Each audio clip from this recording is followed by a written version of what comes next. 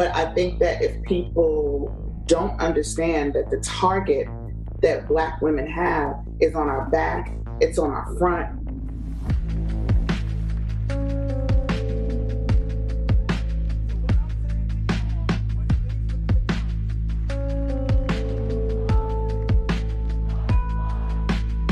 These are both movements that are about fighting against injustice.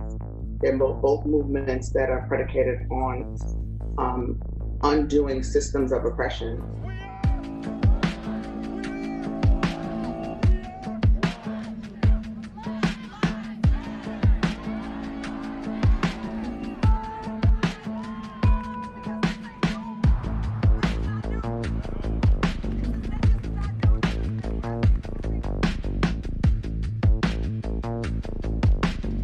A choice is put forward as to whether we're Black first or women first, and I walk in this body collectively every day. I don't take off my skin, I don't put away my gender in any shape, form, or fashion. And so if we're not talking about race and gender, if we're not talking about racism and sexism, if we're not talking about patriarchy alongside white supremacy, then we're not having full, robust conversations, and we're really not looking at the fullness of Black lives.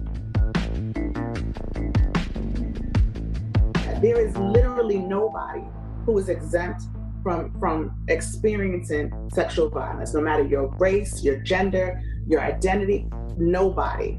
But the response to it does. And so what we're seeing both in Black Lives Matter and in Me Too is our response to the response that we get.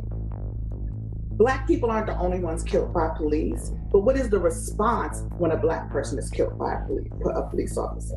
Black people aren't the only ones who commit crimes, but what is the response?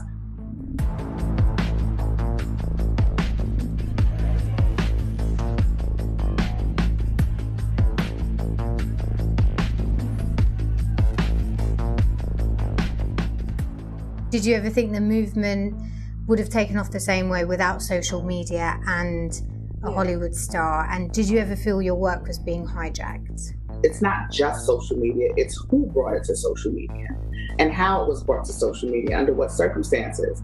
It's easy for us to say, well, white women hijacked your movement and white women are trying to take over. White women didn't hijack this movement. Those women who got up and came forward around Harvey Weinstein had no idea that it was going to spark a global movement. But we definitely live in a country where we are socialized to respond to the vulnerability of white. If anybody hijacked the movement, the origins of Me Too, it's the media. Because the media is going to keep telling the same story. The media is going to keep putting the camera on the white women. They don't know what to do with me. People didn't know who I was, and people still don't know who I am to a large degree. Because what do you do with a 46-year-old Black woman from the Bronx who is not polished, who looks nothing like even the Black women in Hollywood? We live in a world where if Alyssa Milano didn't say, wait a minute, I didn't start this, this Black woman named Tarana Burke started this, people would not know my name, right? White supremacy says, Black woman, you may have vision, you may have voice, you may have leadership, but I can't see that vision, voice, or accept that leadership until you have a conduit that shows it to me through a white gaze.